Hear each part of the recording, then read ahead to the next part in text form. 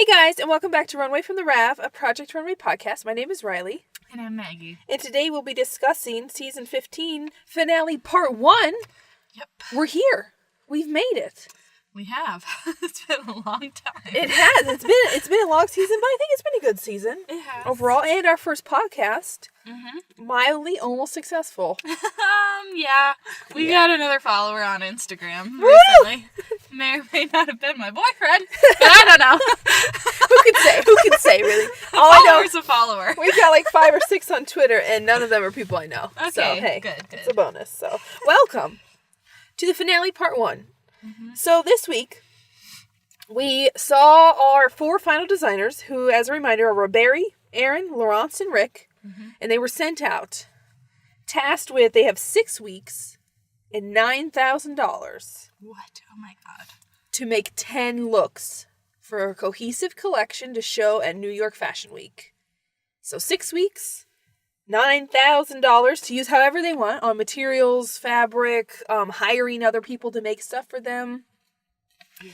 And like commissioning the creation of things, which they do more in these more recent seasons than they used to. Yeah, I was going to say, is that really allowed? It is. Well, I remember in season 1, I think her name was Kara San. Yes. She had shoes that were donated to her from a friend, and they were like, you can't use them. Mm-hmm. And now I think they just built it into the budget where, like, if you want to buy something from a friend or a business, you can. Like, if you need, like, help with a seamstress, or if you want somebody to design a print for you, or crochet or something, you just have to pay them out of your $9,000 budget. And you need receipts for everything for proof. But they have to make 10 looks. And then, so let's go through everybody that we went and saw, because there wasn't really that much workroom time this time, and we'll get to that. But the finale part 1 is usually about going to see the designers in their home and in their studio, meeting their friends and family, and then kind of getting a little preview of their collection with Tim. Mm-hmm. So first we went to Los Angeles, California, and we saw Laurence. Mm-hmm. And she had a nice little studio space and showed him her collection. Was that like her house too? It was hard to tell, if it was like her apartment and she's put part of it into her studio. It seemed a big, like spacious, like high ceilings kind of area. But it was hard to say if that was her apartment or what. But and we saw her collection, and we got even more backstory from Laurence about her struggles, that she got pregnant when she was 16 and her dad basically disowned her, and then her dad later got sick and ended up dying, and they never got to reconcile. So her collection is based on her life from 16 to now, and I think she's like early 40s. Yeah. And then it's like a darkness to light kind of transition. I'm trying to remember if there were any key moments with her visit other than she had 7 pieces done, I think she said, like 6 or 7 done of the 10. And that was like a week or so before. Because Tim comes out like a little, which would seem like pretty good progress. Yeah. I guess. I've already mentioned this previously in a previous episode of our podcast. I'm an overachiever. And it just blows my mind that in 6 weeks you don't have everything there. Yeah. Because you'd have a week or so, depending on when Tim visits you, after he comes, to make some of his suggestions. Mm-hmm. And it just seems to me like $9,000 is a lot of money. And I just feel like you could make 20 pieces and then be like, oh, Tim liked this kind. I don't know. Mm-hmm. But I guess I'm also like a teacher pleaser. So I'd be creating looks that I thought the judges would like, that were still my aesthetic, but like with them in mind. Mm-hmm. But I would also practice before I went on the show. I would, I don't know. I'm one of those. I'm just one of those. But Laurence seemed, I think, the most complete of everyone we saw. Mm-hmm. And then we got to meet her daughter again. And she has a son, which she has not mentioned. Yeah. This entire season. She has a son who is much younger than her daughter. And he really likes cars and drawing. Yep. And Tim got to meet them, and they had like a little chat on the couch. Mm-hmm. And, nothing. They didn't go anywhere for hers. Or really, like, I don't know.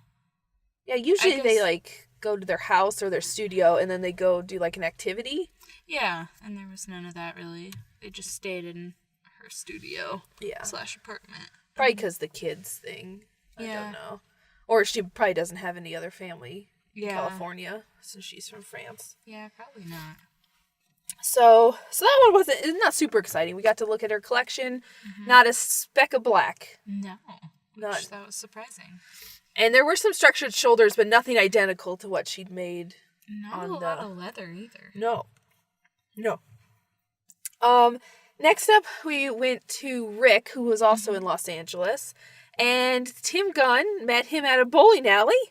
Because if Rick didn't already feel like this, like, 90s guy who, like, keeps kicking back to, like, the, like, 70s and 80s, a bowling alley did it. And his mom was there, who was on the, like, dress your, like, family member, significant other kind of thing. And then his cousin. Yep. And they bowled a game, and Tim seemed like he'd never been bowling, and that could be. And that he had never even, like, he had no idea. He's like, how do you pick a ball? Like, I don't know what to do. And then he bowled one, and he did it in this, like, really awkward way, but he got a strike. Yeah. So I don't know if that's a little movie magic. Well, that first one at least, they did show the full shot. So I'm pretty sure that was legit. But the ones after that, I'm not convinced.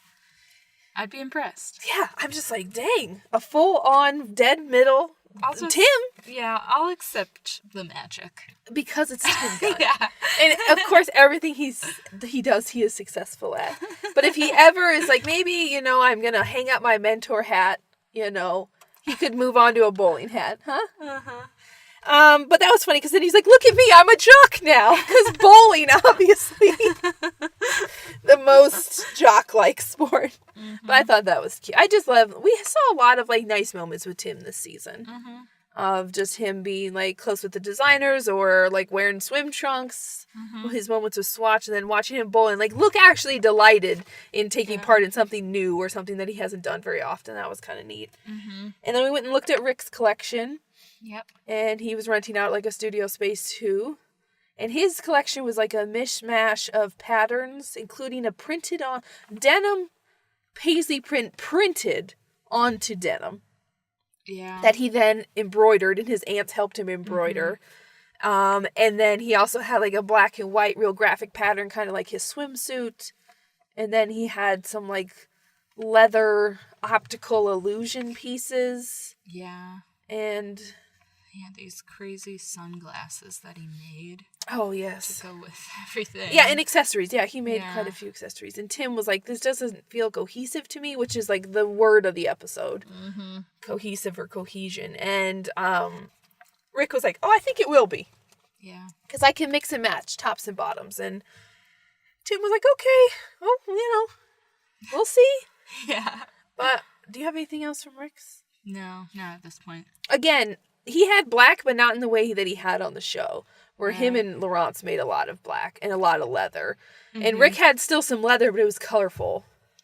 Yeah. Like jewel tone The leather. black and white piece that he ends up showing, which we'll talk about in a little bit, that one I thought was closer to, like, what he did throughout the show. But, yeah, we'll talk about that when we get to it. Yeah. Don't get ahead of ourselves. So next we went to Boston, Massachusetts.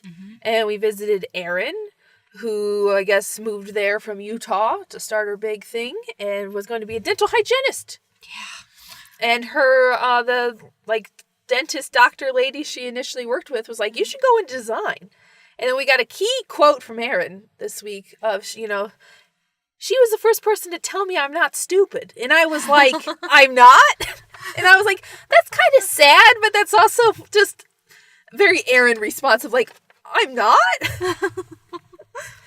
But it's nice that someone did trust her because she had a lot of creative ideas this season and has had a lot of successful looks. I think she won the most out of anybody this season anyway. So we first went to, she does not have a studio, but she's getting space given to her from, like, a design college. Yeah, I didn't realize that she was, like, a recent graduate also. Because that's what she said, was that she had just graduated from that school. And that's why she reached out to them to see if she could do her work there. Yeah, I think her, Cornelius, and Natalia all, like, recently graduated before the season started. But obviously you go through the trial period. She just didn't, I don't know, she just didn't seem as young. I don't think she inexperienced or something. I don't know. I don't think she was. Because, like, Cornelius is, like, 24. I don't think Erin is quite that young, but maybe just got a slightly later start. And then we saw her look, and she had like cut plexiglass circles to look like sequins. She also told Tim that she had absolutely no full garments ready, no clothing ready. And he was like, you have a week to go. Yeah. But she's always pushed it right to the limit. But she had a lot of textiles. She had a lot of ideas. Oh, yeah. And she'd used some of her friends to make like custom art of her friends and like bananas and stuff that are kind of her thing. Mm-hmm. Was there anything else that stood out to you about her? No, it just was like just a lot of stuff. But it looked cool. Like I think hers is the one I'm most excited to see. Like the finished show. Next week. And then we went to like a diner or a restaurant, and she had her mom there, who we'd already seen in a previous episode, and then her that doctor dentist lady who was like her initial mentor, who got her in her start of design, and then like 4 of her closest friends. And they just had a lovely little chat there with Tim, and we got a little background on Erin and how she, was going to be a dental hygienist, just wanted to move away from Utah and like the Mormon church and everything, and then ended up getting into design, so that was kind of neat. Yep. And then, lastly, New York City. Yep. And we met up with Roberry, who had decided not to go back to Venezuela, Caracas, because of kind of the social and just societal pressure that's on there right now. He's like, I don't want to. I want to stay here in New York. I love New York. So he was renting a space. Hard to tell if it was his studio or just his apartment that he was using part of it. And his idea for his was more like someone who's traveling in a way and goes to all these different places, and that was kind of the idea for his collection. I didn't say Rick's was like 70s meets punk rock today. Okay, and then Erin's was like, I wanted to make a piece for all my friends, basically, like my friends inspire me. And then Roberry's was, like this one person who's traveling at different stages. So his looks, he had quite a few ready by the time Tim got there, and obviously I think Tim's in New York for the show most of the time anyway. So I don't know, his looks were kind of basic silhouettes according to Tim, kind of subtle colors, at least the ones we saw in his studio. I don't remember seeing like bright color or like the stuff he showed on the runway. No, I mean, I think he had that pink skirt, didn't he? I can't remember. I just remember like army greens and navies and like whites and being like, whoa, where's his like crazy patterns? Because I remember all season long he was always mixing really brightly colored or loud patterns and textiles, and then this just felt very subdued. And then Roberry and Tim took a little walk on the boardwalk somewhere. Like, I don't know, it's out on like a pier or something, looking out at New York. I think they actually did that first and then went back to his studio, like having a coffee. So, it was really only Laurence's where they didn't like actually go somewhere, but that may have been her choice. Or maybe it was a very different, like maybe a different part of the building or something, hard to say. But probably because her kids were there, she's like, let's just... Yeah. Or maybe she's like, I got work to do, Tim. Like, let's move this along. Me and my kids and get out. She seemed much more relaxed, though. This whole episode, she seemed to be more like, I'm so excited, or like, I'm really nervous, and was just a little more like, with her feelings on her sleeve than she was most of the season. Because now that she's made it, I think she feels she can open up a little more. Right. But anyways, let's get to the runway. Unless you have any other... No. I'm sorry, not the runway. So then all the designers come back after their 6 weeks. They're in the room, the workroom, and it's discovered that Erin and Rick have a lot of work left to do. That Rick has like pieces to complete. That Erin still wants to like change up a couple of her looks into something different. And then Laurence is pretty much done, and Roberry were pretty much done. And Roberry was just flabbergasted that like the second they got in the workroom, like Rick was already in the sewing room. Especially since Rick has been done early multiple times this season, and then it seemed like at the end here he wasn't. But I think that's maybe he's second guessing himself after Tim's visit. It's hard to say. Yeah. And then Tim comes in and says that the challenge this week, and I'm just gonna put out there was no twist. No. Nothing. Like, not one thing. No. I can't remember a finale that didn't have something. Like, make another piece, or, we have to go back to mood, and you gotta make something that is cohesive. No, it was just like, take 3 of your looks to make a 3-piece preview, And then the only, like, extra thing was that they also got to design a logo using, like, this, like, Brother printer maker. Yeah. So they had to design a logo. But they've done that in previous seasons, just usually not at the very end. Well, yeah, and a lot of the time, the designers who make it to the final do it anyways. Because they want their stuff to be branded. Right, or they already have a brand. So, like, yeah. Roberry's already, he said he already had a brand, and it was, like, it was, like, ropa or ropi, which I think is Spanish for clothes or clothing. And then Laurence's was, like, LB, because I think her name is Laurence Bass, or, like, and so she did that in, like, a quadrant. Rick did paisley, like, this weird paisley pattern that I don't think had his name on it at all. And then Erin's was just, like, this handwritten, like, sloppy stitching of Erin Roberts. But she did it in kind of, like, a gradient-ish. Yeah, like thread. Thing, yeah. It was they were all very them, like, all of their pet, except for maybe, I just didn't see Rick with the paisley until this episode, and now he's just like, oh, paisley, yeah, that's me, paisley. And I was like, did you use paisley all season? No, never. No. Not that I recall. No. Okay, so there was really no challenge. They just had to pick 3 pieces and then do some finishing details to fit it to the models. They got an hour-long consult with the Mary Kay people to get their makeup, and then their hair, and then they went out. Yep. We did have a surprise judge this week. Well, first we had Heidi, had another, engagement, I guess, in Los Angeles, so she wasn't going to be able to be in New York for this initial preview. So she was up on, like, this gigantic screen. And she was, like, I don't know, like, Skyping in to the, like, runway. And then she introduced Michael Kors as our guest judge of the week, which is awesome. We love Michael Kors. I really love him and Nina together. Yeah. Just usually you get some good, and I like Zach Posen, don't get me wrong. I'm glad that he's there, and he probably gives better feedback in terms of, like, actual things you could improve upon than Michael Kors. Michael Kors, hilarious. Yes. And yeah, I got some Michael Kors quotes of the week noted down when we get to the runway.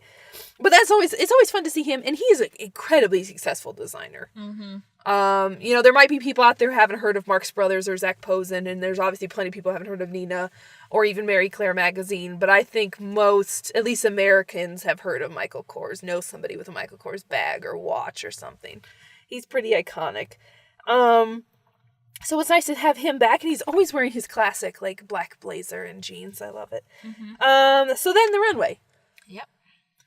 We have, first up, Roberry, and his first look was a white and black top, no sleeves, with this pink, plasticky, holographic, yet sheer skirt that went all the way down to, like, the ankle. And it was, like, pleated. But I'm not sure what the material was. Like, is it, like, a super sheer, like, organza? Is it actually, like, a plasticky material? It was sheerish. Yeah, I have no idea. But it was, like, I think Zach Posen called it My Little Pony. Yeah, he did. Fabric, like, and it was, like, a holographic, like, pink, I don't know, it's very hard to describe. Yeah. That was his first look. His second look was a white shirt. And he paired it with sneakers. Oh, yeah, all of his looks were paired with either loafers or sneakers, no heels. I figured we'd go through all 3, and then we'll... So then his second look was a white shirt with a, like, dark green vest, like, kind of baggy vest, with a purple plasticky skirt of the same material, just purple and shorter, still pleated. And then lastly, he had another white top with a green jacket. So those, like, almost identical. All his white tops were white, with like coral cropped pants and like a rope belt. Yeah, all the pants or all the things were like cinched in like that. Yeah, with like a drawstring type of closure. I don't know. Yeah, like a rope, like belt kind of thing. But then they all had like white tops, and then 2 like identical skirts, just different lengths and colors, but the same fabric and the same treatment to the fabric with pleats, and then these coral pants. So what did you think of Roberry's? I don't even know. This isn't what I was expecting from him. I mean, like you said, we know him for like all of his like crazy shapes that he makes and all of the interesting like pattern combinations that he does, and there was really none of that. Like, this stuff was pretty simple compared to all the things we've seen, like, throughout the season. Yeah. Like, it was interesting, but I really don't know how I feel yet. Like, I liked it, but at the same time, I didn't like it. I don't know. I think we I'm can say that about, like, this. all of the designers this time, other than maybe Erin. Yeah. They didn't make, like, what I expected. No. And what I was, like, hoping for. Like, all 4 of them in some way, like, let me down of, like, oh, we're gonna get this kind of runway. And then absolutely none of them did that. Mm-hmm. So, yeah, with Roberi, I was like, oh, man, he's gonna take us there with some, like, patterns and cool textiles and all these weird shapes. And then, no. These were, like, basics that you could, like, buy at, like, the Gap. Yeah. I think, like, of the 3, I think I liked the one with the coral pants the most. Okay. But that was the one the judges were just like, no, there's nothing there. That one is not good. Yeah, well, it's because the pants were just like these tailored cropped coral pants, which are very common right now in the spring and summer anywhere. And then just a white shirt with a green jacket, which the jacket was cool, but it was, because it was the same color as the vest on the other look, I just don't think it was super, like, differentiated. Yeah, I could see that. I think they did say his was, like, pretty cohesive. Like, had, like... Well, but then they also made the comment that the more they, like, picked it apart, the less cohesive they felt that it was. True. So... Yeah, but initially, on a first initial look, because 2 of them shared a skirt fabric, and then 2 of them shared, 2 different ones shared, like, that denim, or I'm sorry, the denim. Green, yeah, like the army green, like, kind of jacket vest thing. So that was Roberi. And there was no top or bottom. They're all going. Yeah. It was pretty, and everybody got some positive things said, and everybody got some negative things said. So next up we had Erin, and her first look was this, like, light pink dress, like super light pink dress with the plexiglass sequins, as she called them, but they were basically, she laser cut pieces of plexiglass that were like, I don't know. Just like kind of thick circular discs. Yeah, that looked to be like an inch or so in diameter, and then they're like of this like glittery plexiglass. Opaque, but glittery. Yeah. So it had like little groups of like, I think blue and red, I think. Yeah, like blue and red clusters on this pink dress that was very her, neoprene, over slightly oversized with a real interesting like shoulder arm details like kind of cut away. And then her second look was this like flowy white dress that was painted with like this like pink and blue and like red patterns of like animals and stuff, and those were each like caricatures of her friends, I guess. Yeah. So there was like a squirrel or like this or that, and they were all, or like a trout, and it was like, oh, these are my different friends that my other friend drew. Yeah. And then lastly we had a white shirt with a heavy sleeves of like this like weave. It was a weave.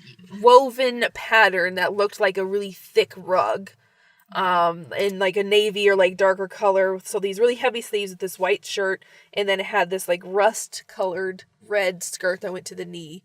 And then instead of buttons down the front, it had those plexiglass sequins down the front, like buttons. What'd you think of Erin's? Well, of everybody, I think this one was my favorite, but still not blown away yet.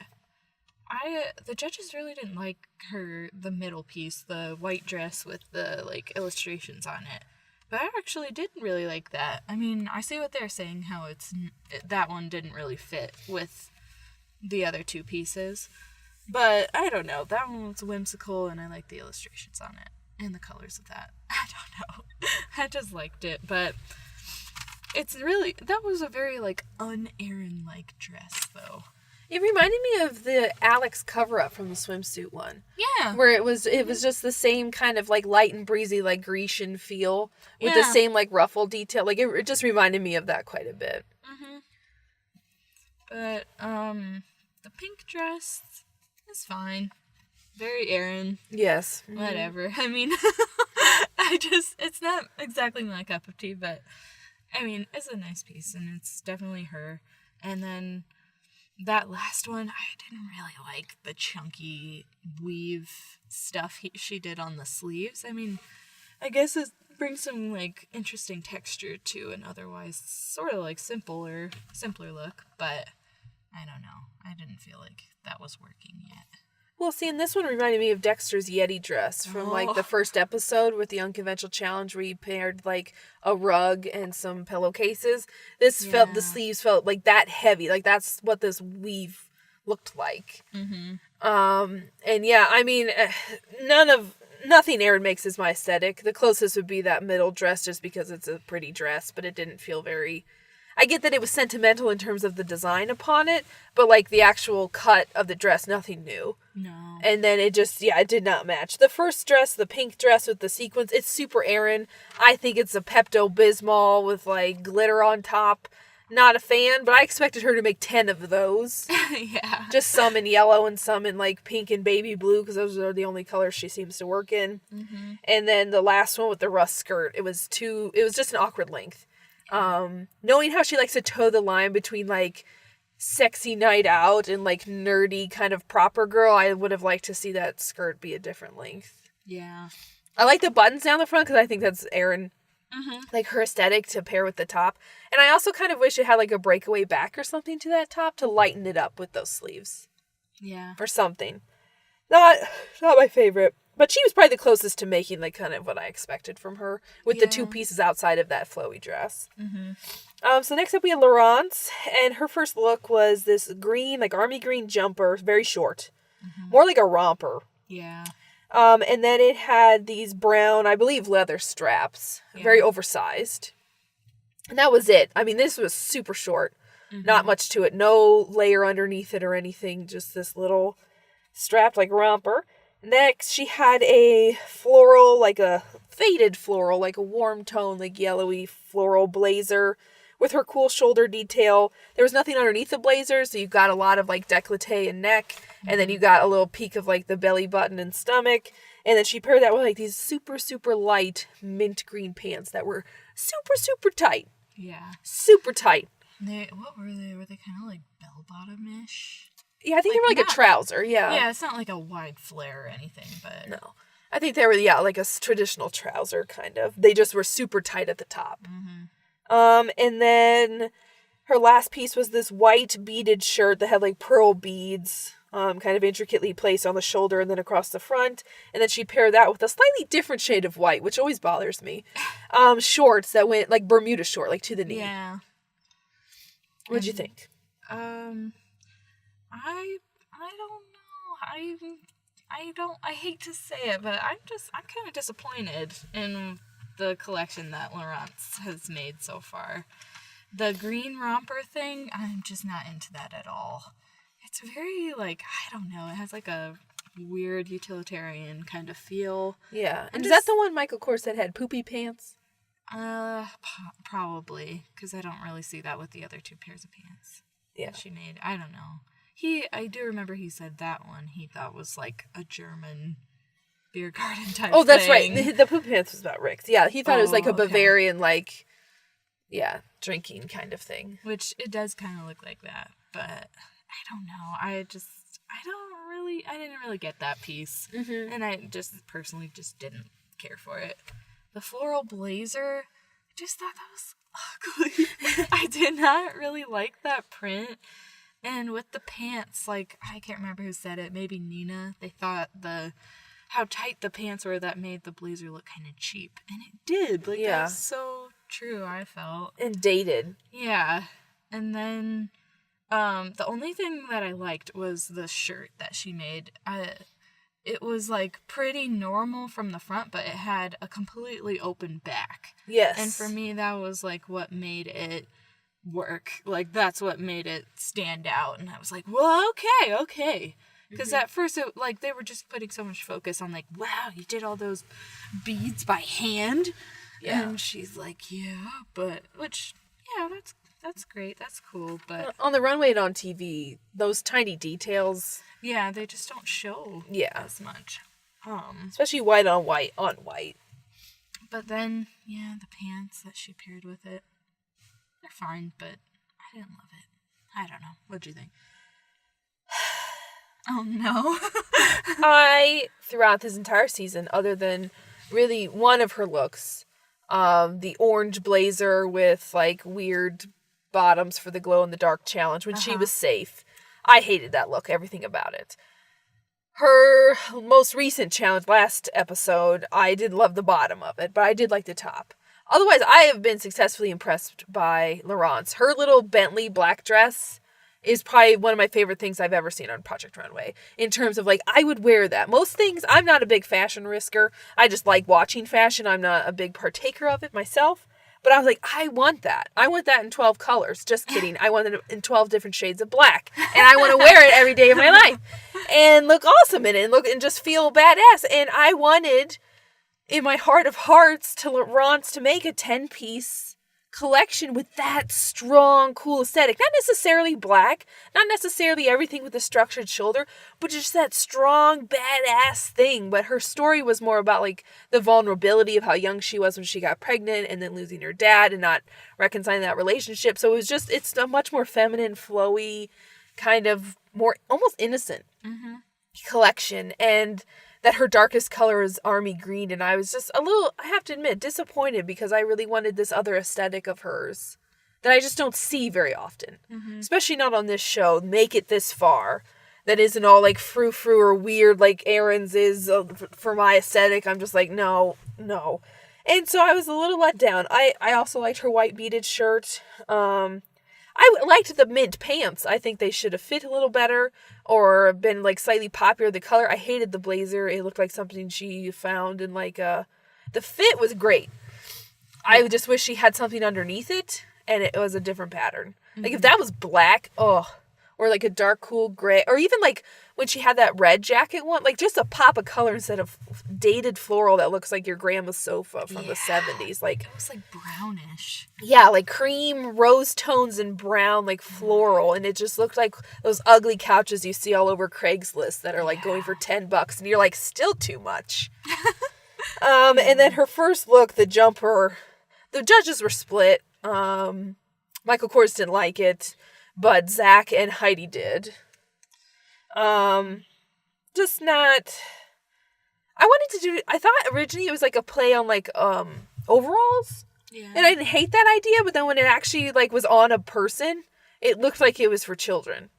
It was so short, and then the straps were so oversized, and on these teeny tiny models, it just looked like hilariously oversized.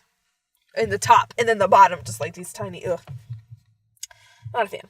And last up, we had Rick. And speaking about disappointed, of my other black designer, making black clothes, making cool, edgy, punky things that actually are. Didn't do it. His first look is this black and white. It looked like a bodysuit, but I believe it was like a skin-tight top and then leggings. Out of this pattern he made himself, very similar to his bathing suit pattern, black and white. Looked like a bodysuit because he paired it with this black leather skirt that was like cut to the mid-thigh. Skin tight. And so she just was covered from like wrist to ankle in this black and white like bodysuit, and then this little weird black skirt out of nowhere. And then he paired that with like these red like glasses that looked super thick. Then he made it. They look like wood. Yeah, they're very thick, and the eye circle is small. Yeah. And then they had a chain on them, like librarian glasses. And then his second look was this red leather, it was a dress, the red leather top, and then a like blue skirt, like darker blue part of the dress. And then in the middle was like, lower middle, I guess I should say, was like these two black lines, and they were arrows, so it kind of looked like a bow. Yeah. And that was his thing, was like optical illusions, I guess. Mixed with that black and white thing, I guess. Mixed with the glasses, I guess. And then his third look was this, again, denim print with paisley. Now listen closely, because Manjing's gone. The denim's still here. Denim printed paisley. Printed on denim. That's a double denim. Yeah. That's a double denim doozy. It was a doozy. And he made a jumpsuit out of that, and I think this is the one that Michael Kors said was poopy pants. Okay. Because it was very, like, oversized, and then it had a belt, but they eventually were like, take it off, roll up the sleeves, roll up the pant, make it short. Mm-hmm. It was just oversized, and then obviously, because double-printed denim with paisley pattern was not enough, it had to be embroidered with multicolor, like, string all over it in these other paisley patterns. Mm-hmm. What'd you think of Rick? Yeah, I think that he's just... trying so hard. Like, he just wants to, I don't know, make something new and cool and, like, impress them, but I just feel like he's trying really hard and he's, like, over-designing everything. Mm-hmm. The first look, I thought, yeah, she just looked like a stormtrooper with, like, a leather miniskirt. And I don't know, I just did not care for that one at all. The glasses. Which I was shocked. Didn't Michael Kors like those? He did. I thought those were really yeah, he was cool. like, you should make 10 pairs, and they all wear the glasses. It's like I think at the very first season, all of his folks wore like knitted hats and like had the headphones, spray painted headphones, right? Or last season or whatever season Ashley was, they all had flower headpieces. Stuff, so this time he's like, "Oh, go with the plastic glasses." I think of all the things he made, I liked the middle, the red and blue leather dress the best. Mm-hmm. But it was just, I don't know, that was pretty simple. But it was well made. And to me, that one seemed very Rick. So I was fine with that. But God, that denim jumpsuit. You know how I feel about denim. How'd you feel about double denim paisley embroidered jumpsuits? I hate to admit, but this was a denim doozy. It really was. A double denim disaster, Maggie. Yeah. We record these podcasts on Friday. Yep. And at work we can wear denim on Fridays. And sometimes I do a double denim myself. You do. I wear a denim shirt with obviously denim jeans. And it's great. I love my life when I do it. But Maggie rocks the double denim. Oh, God. I could not rock this, though. No. This is unrockable. Yeah. With the embroidery. I mean, that's great for the sentimental value and all that, but I just don't think it works. And the paisley. What's with the paisley? I don't know. I don't get it. I don't know where the paisley came from. Then he incorporated that into his logo, and I was like, have we ever seen paisley? Yeah. It's always been black, graphic, a little punky, and I didn't get that from any of this. Maybe the glasses, but... Yeah, I don't know. From, like, 80s, kind of. What do you think? Because his idea was the 70s, right? From, like...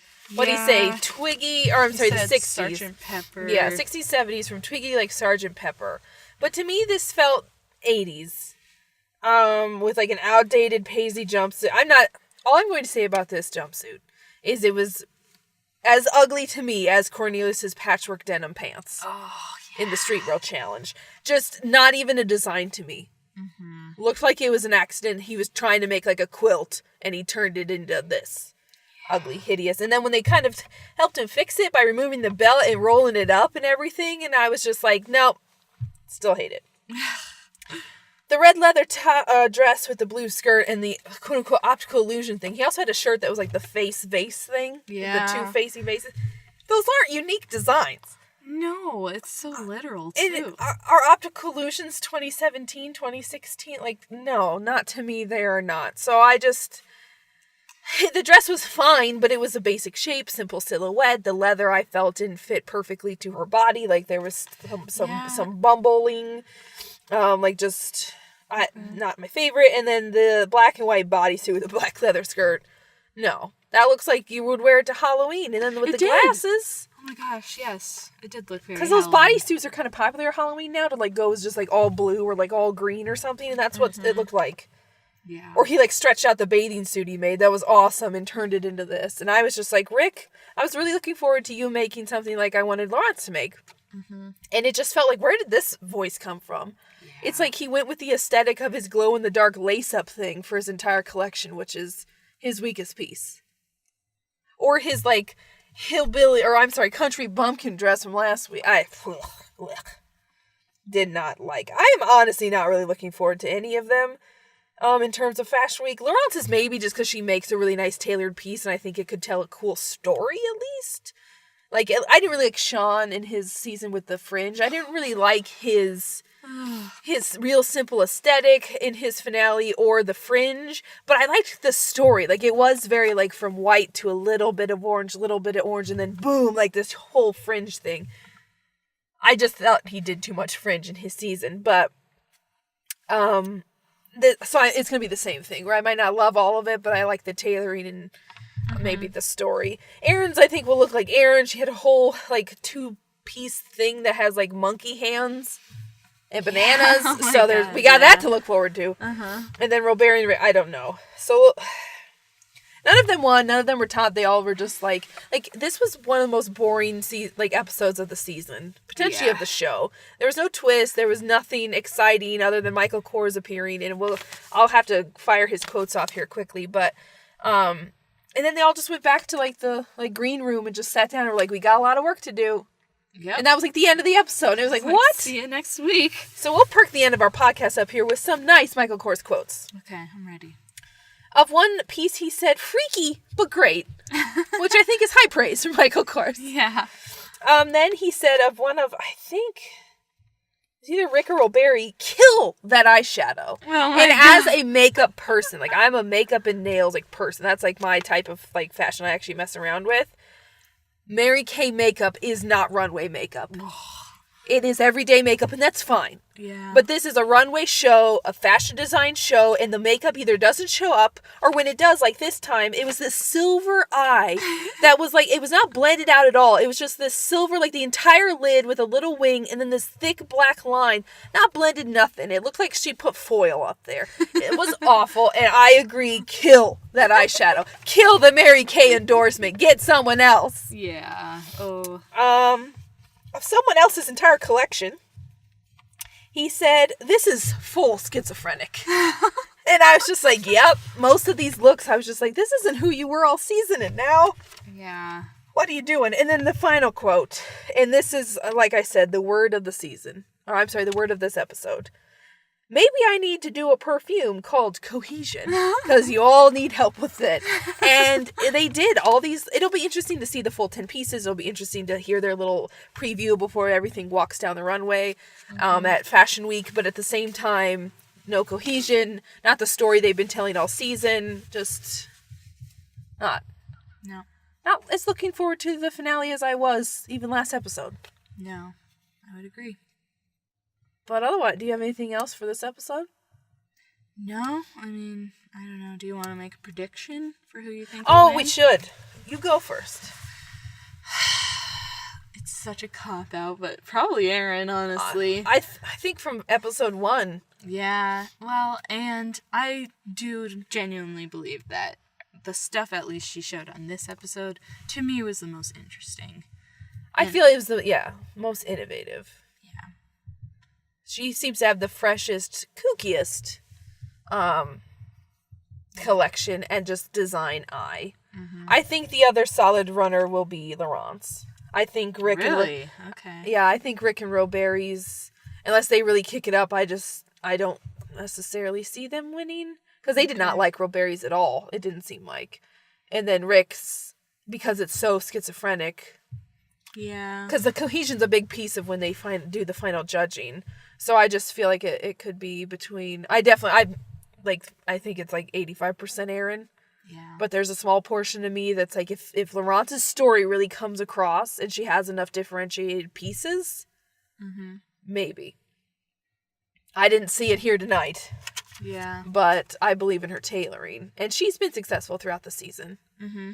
But, it's really any person's game. There's been surprises. I thought really is, yeah. There was no way, with Ashley. I didn't see that one coming. I did not really see... I saw Sean's coming, I guess, but there's been a few others that I was just like, whoa! Mm-hmm. So you never know. The judges will surprise you, as will the crowd. So there we go. We're thinking Erin. Yep. All right. So that's it for this episode, and we'll see you next week for the finale of season 15. All right.